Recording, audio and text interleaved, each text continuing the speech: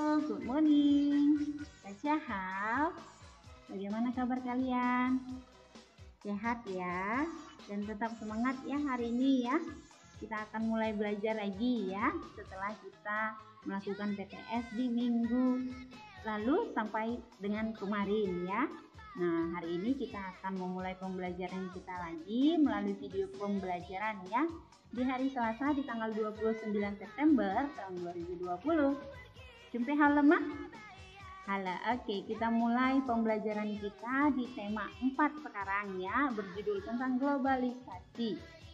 Nah, subtema 1, globalisasi di sekitarku. Kita masuk di pembelajaran 1. Nah, di pembelajaran ini kita akan memulainya dengan mengetahui tujuan pembelajarannya terlebih dahulu. Nah, untuk muatan IPS kita akan memahami kerjasama negara-negara ASEAN. Lalu bahasa Indonesia kita akan memahami teks eksplanasi. Selanjutnya di IPA mengidentifikasi cara kerja pembangkit listrik tenaga air atau PLTA. Oke. Nah, untuk yang pertama itu muatan IPS. Di halaman 3 di buku pena 6B ya. Kita sekarang sudah pakai 6B.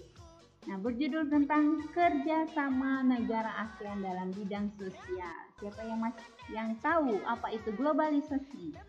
Ya, globalisasi itu adalah pengaruh kehidupan masyarakat karena adanya teknologi. Oke, itu secara kalau di buku dia artinya itu adalah proses masuknya ke ruang lingkup dunia. Jadi kehidupan masyarakat berpengaruh terhadap teknologi yang sedang terjadi ya. Nah, penyebab adanya globalisasi antara lain perkembangan teknologi dan alat komunikasi serta kemajuan alat transportasi. Jadi yang mempengaruhi kegiatan manusia itu adalah teknologi komunikasi dan transportasinya ya. Perkembangan alat transportasi memudahkan barang dari luar negeri masuk ke suatu negara dan sebaliknya. Nah, kalau soal transportasi kirim-mengirim barang, berarti kita masuk ke impor dan ekspor. Siapa yang masih ingat apa itu impor dan apa itu ekspor? Ya, impor itu adalah pengiriman barang dari luar negeri yang masuk ke suatu negara. Contohnya, Singapura mengirim barang ke Indonesia. Jadi kita menerima barang dari Singapura. Nah, itu disebut dengan barang impor namanya ya. Jangan lupa ya, impor itu adalah dari luar negeri masuk ke dalam negeri. Contohnya Singapura masuk ke Indonesia. Barang-barang yang ada di Singapura dikirim ke Indonesia ya. Oke, nah kalau ekspor kebalikan dari impor, yaitu barang yang dari dalam negeri masuk ke suatu negara. Contohnya, barang Indonesia masuk ke Singapura. Nah, dibilang itu adalah ekspor karena kita mengirim. Nah, kalau kita yang mengirim disebut dengan ekspor ya. Indonesia kirim ke Singapura, itu contohnya. Paham sampai di sini? Paham ya? Oke, sekarang kita belajar negara-negara anggota ASEAN. Ada 10 negara anggota ASEAN. Apa-apa saja? Ya, Indonesia, Malaysia, Singapura, Thailand, Filipina, Brunei Darussalam, Vietnam, Laos, dan Myanmar. Ada satu lagi, Kamboja. Ya, benar, ada 10 negara anggota ASEAN. Jangan lupa ya. Oke. Nah, faktor yang menyebabkan kerjasama negara-negara anggota ASEAN yaitu ada 3. Yang pertama sumber daya alamnya. Nah, Indonesia, Thailand, dan Laos memiliki pertanian yang luas yang dapat menghasilkan sumber daya alam maksud lautnya ya berupa padi. Nah, kenampakan alam di Brunei Darussalam menghasilkan minyak bumi terbesar di Asia Tenggara. Nah, terjadilah mereka ekspor dan impornya. Terjadilah pertukaran barang dagangnya. Nah, tujuan itu untuk melengkapi kebutuhan masyarakat masing-masing negara. Oke. Nah, untuk yang kedua, keberadaan dalam wilayah yang sama. Nah, organisasi ASEAN ini adalah organisasi negara-negara yang didirikan di kawasan Asia Tenggara. Jadi ada yang 10 negara ini adalah negara-negara yang ada di Asia Tenggara. Oke, jadi ada negara-negara ini, 10 negara ini. Nah, mereka bergabung menjadi sebuah organisasi. Organisasinya ini adalah ASEAN namanya ya. Oke. Selanjutnya yang ketiga itu ilmu pengetahuan dan teknologi. Nah, di Singapura merupakan negara yang penguasaan ilmu pengetahuan dan teknologinya termaju di Asia Tenggara. Nah, akan tetapi sumber daya alam Singapura itu terbatas. Wujud kerjasama mereka dalam penguasaan ilmu, pengetahuan, dan teknologi terjadi dalam bidang pendidikan. Nah, penggunaan mesin-mesin modern untuk industri dan ketenaga kerjaan. Jadi, tentang ilmu pengetahuan dan teknologi juga terjadi di anggota ASEAN ini ya. Oke. Nah, bentuk kerjasama negara-negara ASEAN itu dalam bidang sosial ada 5, yaitu penanggulangan bencana. Contohnya, kumpulan anggota ASEAN memberikan penanganan darurat tsunami di Indonesia. Nah, yang B, meningkatkan kesejahteraan sosial dan pembangunan negara-negara ASEAN, melindungi hak-hak keadilan sosial penduduk negara-negara ASEAN. Jadi hak kita dilindungi ya, bukan hanya negara yang lindungi, tapi organisasi negara tersebut juga melindungi hak-hak keadilannya ya. Meningkatkan kualitas sarana kesehatan negara-negara ASEAN, meningkatkan perlindungan sosial kepada seluruh penduduk negara-negara ASEAN. Paham? Oke. Nah, sekarang di sini ada ayo berlatih. Kita akan kerjakan soal-soalnya.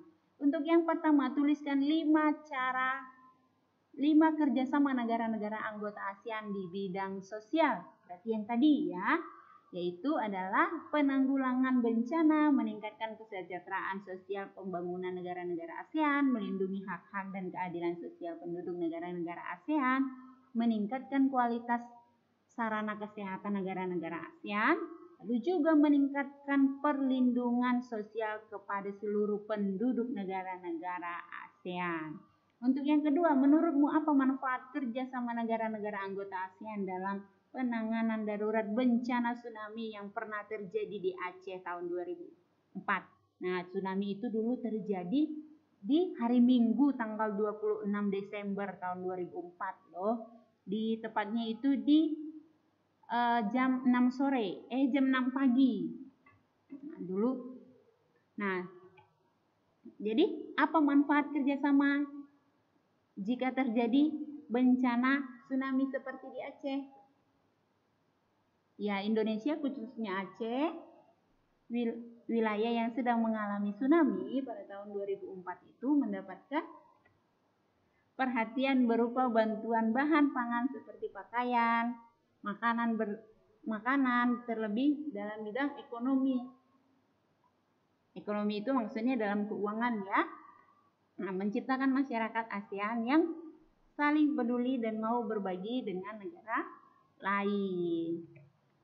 Oke, kita masuk di muatan bahasa Indonesia di halaman 6 ya, berjudul tentang pengertian teks eksplanasi.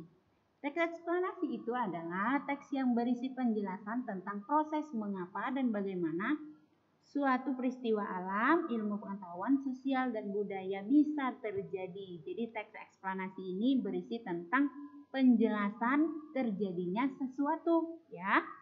Baik itu peristiwa alam, baik itu ilmu pengetahuan seperti yang kemarin kita belajar penemu, atau sosialnya tentang kegiatan sosial atau kebudayaan yang terjadi. Nah, itu namanya teks eksplanasi ya. Nah, susunan teks eksplanasi ini ada 3. Jadi paragraf pertama berisi tentang pernyataan umum berupa topiknya. Jadi kalian jangan bingung.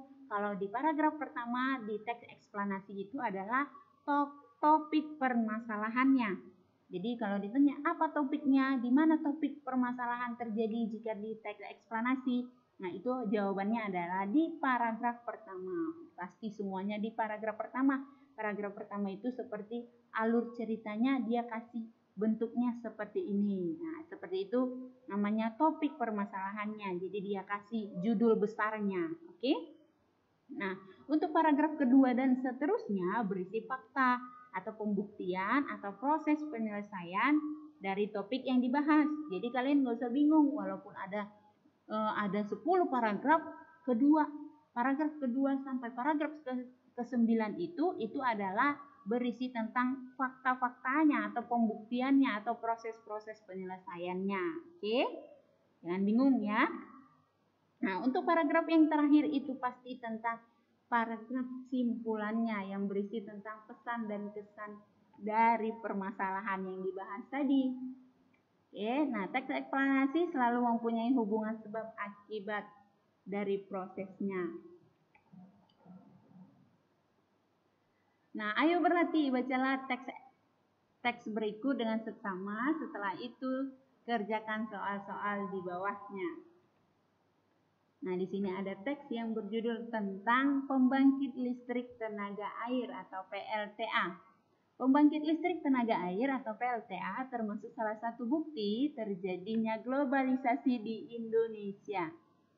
Pada zaman dahulu penerangan masih menggunakan bahan bakar berupa minyak tanah. Akan tetapi di era globalisasi ini masyarakat Indonesia sudah banyak menggunakan listrik untuk menyalakan lampu.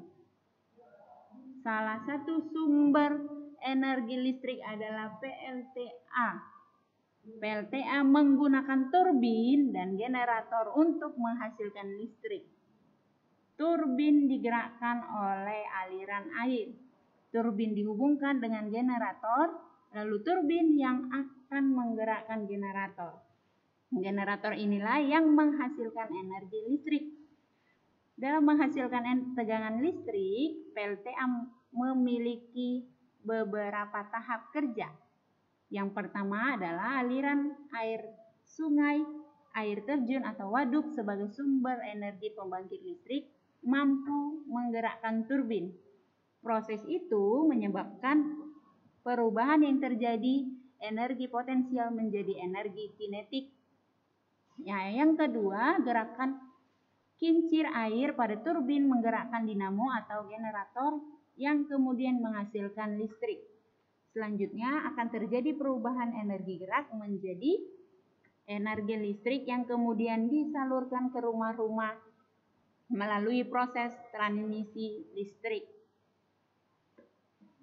PLTA memanfaatkan pada waduk ataupun air terjun karena waduk maupun air terjun memiliki aliran air yang cukup kuat dan stabil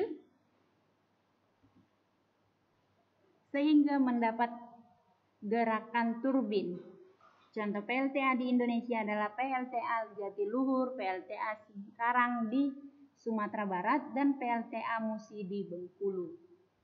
Oke, kita akan jawab pertanyaannya.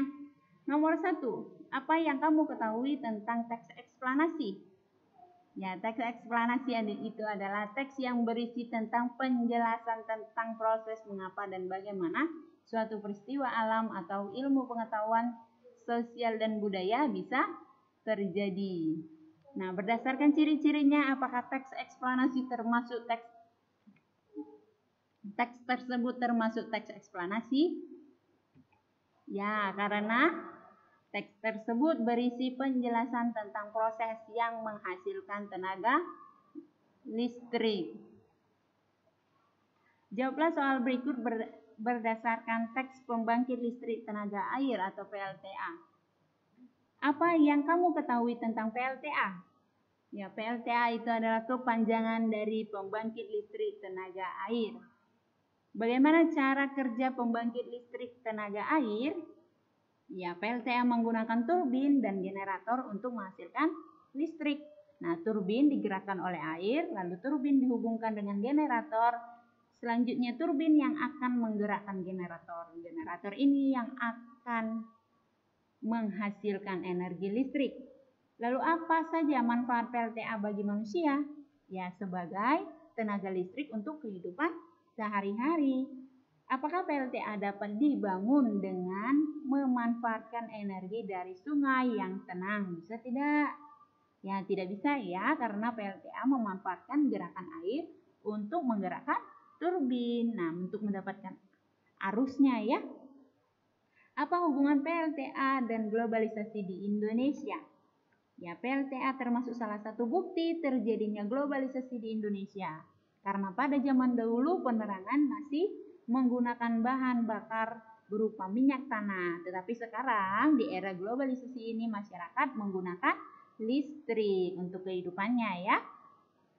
Oke, selanjutnya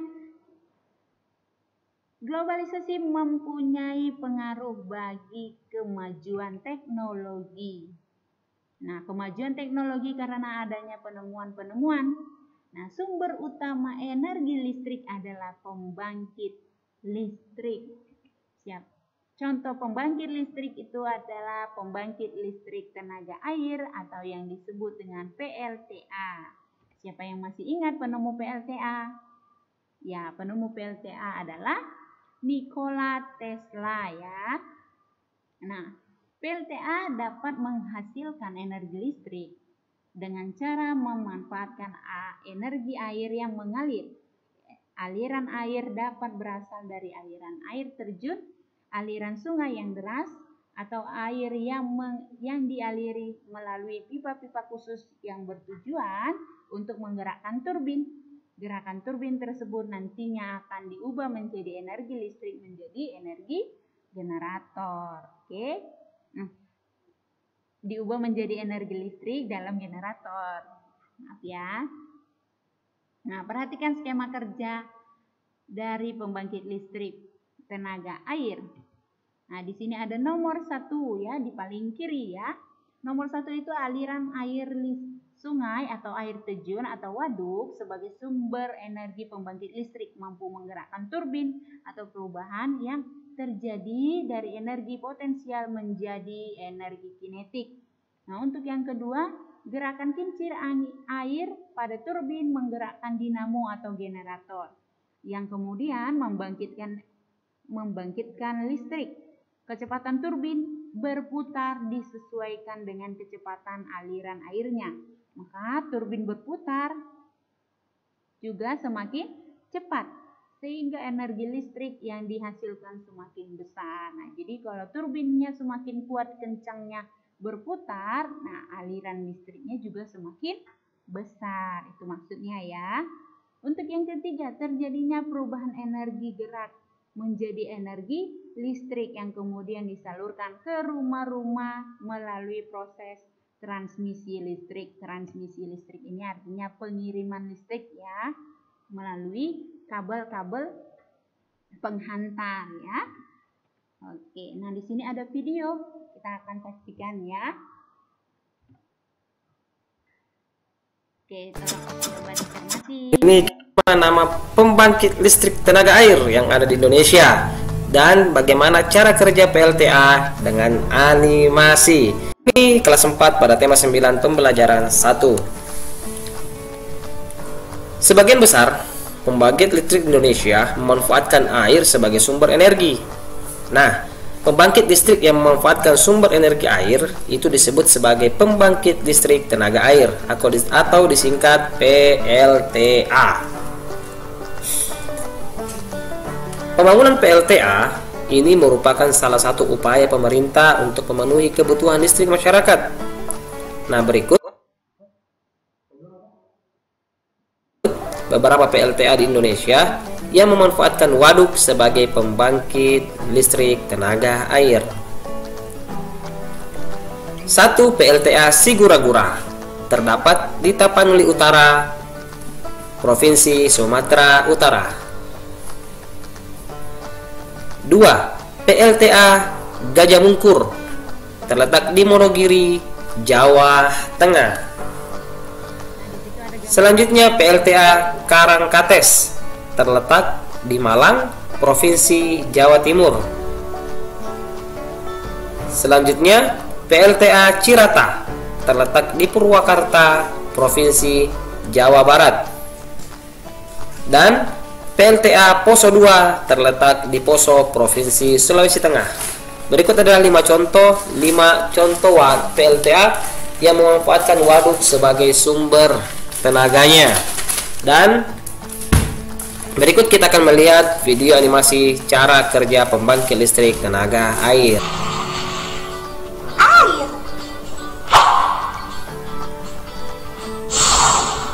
Seperti kita tahu bahwa air mengalir dari tempat yang tinggi ke tempat yang rendah. Gerakan alami air tersebut dapat kita manfaatkan menjadi energi listrik. Air yang mengalir dilewatkan melalui turbin sehingga turbin akan berputar. Putaran turbin akan menghasilkan energi yang selanjutnya akan diubah oleh generator menjadi energi listrik. Listrik yang dihasilkan generator akan dialirkan melalui kabel-kabel listrik hingga dapat digunakan untuk kehidupan sehari-hari. Terima kasih dan salam. Sekian videonya. Nah, kita lanjut ya. Perhatikan skema kerja pada pembangkit listrik tenaga air. Nah, dalam ruang lingkup yang kecil, beberapa daerah menggunakan pembangkit listrik secara mandiri. Nah, namanya itu mikrohidro. Nah, mikrohidro ini adalah pembangkit listrik yang memiliki prinsip sama seperti PLTA dan hanya untuk memenuhi kebutuhan listrik warga sekitar aja, untuk yang sekitarnya aja ya. Pembangkit listrik mikrohidro menggunakan aliran air untuk memutar kincir air. Jadi dia pakai bantuan kincir air. Nah, kincir air kemudian menggerakkan turbin sehingga menghasilkan listrik. Nah, pemanfaatan aliran air untuk memutar kincir air kemudian menggerakkan turbin sehingga menghasilkan listrik. Nah, itu gambarnya seperti itu ya. Mikrohidro itu seperti inilah contohnya. Oke, nah ayo berlatih, kerjakan soal berikut. Apa manfaat energi listrik dalam kehidupan sehari-hari? Ya, sebagai manfaat penerangan, pengganti bahan bakar sebagai alternatif, dan energi listrik yang diubah menjadi energi lain sangat membantu pekerjaan manusia. Nah, lalu yang kedua, bagaimana cara pembangkit listrik tenaga air? Cara kerjanya, ya aliran air sungai atau air terjun atau waduk menggerakkan turbin. Terjadi dari energi potensial menjadi energi kinetik. Nah, gerakan kincir air pada turbin menggerakkan dinamo atau generator yang kemudian membangkitkan listrik. Terjadi perubahan energi gerak menjadi energi listrik. Oke, apa manfaat PLTA bagi kehidupan manusia? Ya, PLTA itu dapat memenuhi kebutuhan listrik bagi beberapa daerah yang menggunakan pembangkit listrik secara mandiri. Mengapa PLTA membutuhkan perairan yang berarus? Apa yang akan terjadi jika PLTA dibangun di perairan yang tenang? Bagaimana? Apa yang terjadi? Ya, PLTA membutuhkan perairan yang berarus agar dapat memanfaatkan gerak air turbin. Jika PLTA dibangun di perairan yang tenang, turbin tidak akan bergerak karena turbinnya butuh arus ya, arus dari air itu, gerakan airnya ya. Selanjutnya di sini yang kelima. Amati skema pembangkit listrik mikrohidro berikut. Tulislah tahapan pembangkit listrik mikrohidro berikut berdasarkan urutan pada skema. Tulislah pada kolom yang tersedia. Nah, di buku kalian ada kolom ya, nanti ditulis rapi-rapi di buku tulisnya ya. Untuk yang pertama, untuk yang nomor 1, air dalam jumlah tertentu dijatuhkan dari ketinggian tertentu. Untuk yang kedua, kincir air yang ada pada turbin pembangkit listrik tenaga mikrohidro, nah itu kependekannya adalah PLTMH, pembangkit listrik tenaga mikrohidro ya, berputar karena arus. Untuk yang ketiga itu perputaran roda gerigi, berfungsi untuk menurunkan dan menaikkan RPM motor generator. Itu artinya kecepatannya ya, kecepatan energi airnya ya. Untuk yang keempat, turbin menerima energi potensial air dan mengubah menjadi putaran atau energi mekanis. Putaran turbin dihubungkan dengan generator untuk menghasilkan listrik. Untuk yang kelima, setelah itu listrik disalurkan melalui kabel dari pembangkit ke pelanggan untuk kita nikmati ya listriknya. Oke, pembelajaran sudah selesai. Semoga diikuti dengan baik ya. Tetap semangat belajar. Tasya Cecen.